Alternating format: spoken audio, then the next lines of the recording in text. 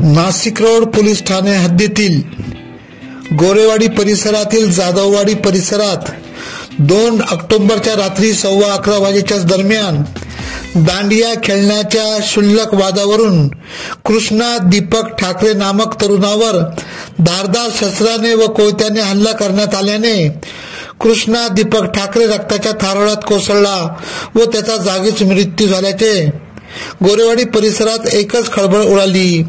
तात्काळ घटनेची माहिती मिळताच नाशिक रोड पोलीस ठाण्याचे पोलीस पथक घटनास्थळी पोहोचून घटनेची माहिती घेत आरोपितांचा शोध घेतला असता अवघ्या तासभरातच चौघे मारेकरींना पोलिसांनी शोधले व त्यांना अटक केली।